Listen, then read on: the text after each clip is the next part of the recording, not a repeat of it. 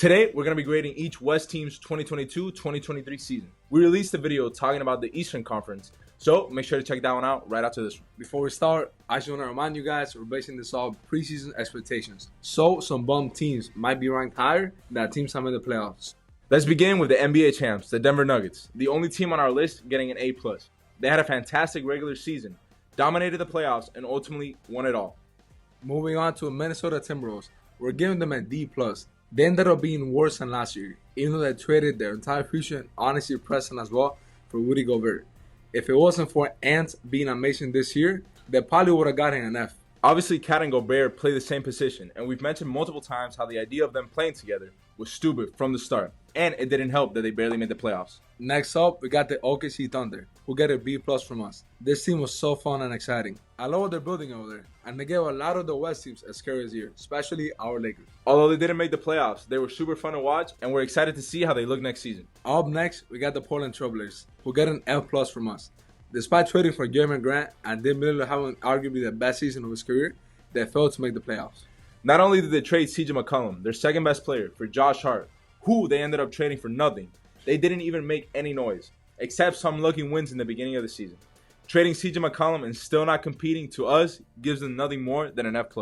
Lastly, in the Northwest Division, we had the Utah Jazz. They get a B-. Despite losing the two best players, they started off the season super strong and played solid through it all. Lauri Markkanen became an all-star for them and really rejuvenated his career. Although they didn't make the playoffs due to tanking at the end of the season, we got to give them credit for what they're doing over there. Moving on, we have the Golden State Warriors. As the defending champs, expectations are very high, but they ended up being a super mid team.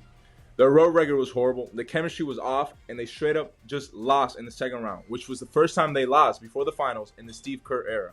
So, with all that being said, they get a C- from us. The LA Clippers are one of the NBA's best rosters coming to a season, but struggled with injuries once again, especially with Kawhi and PG.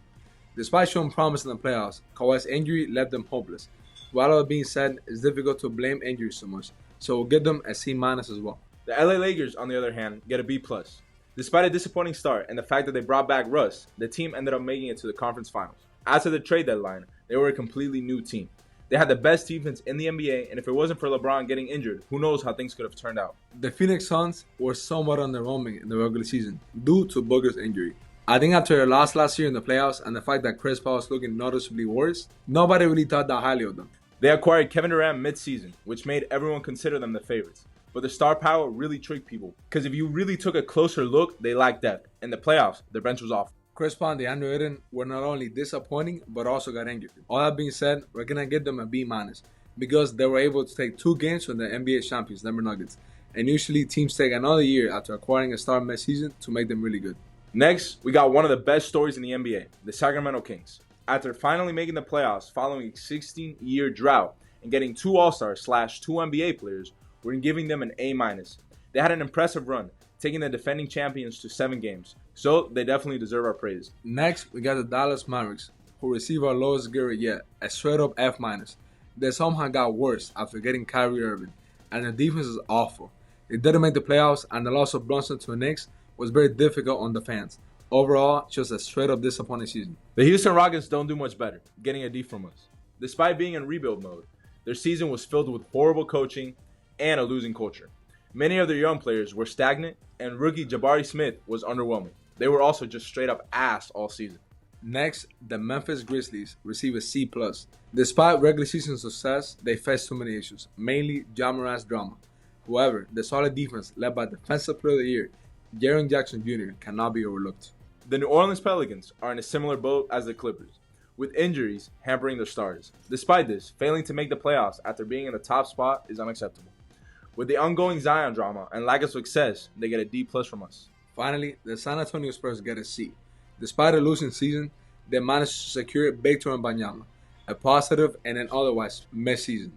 The young talent wasn't too exciting, and they were pretty bad to watch, so they get a middle-of-the-road grade because it did exactly what people expected. And that concludes our list for the Western Conference. If you haven't, please check out the Eastern Conference video. We worked really hard on that one. We hope you enjoyed our takes, and as always, stay tuned for more content. Leave your thoughts in the comments. Thank you guys so much for watching, and peace out. Peace out.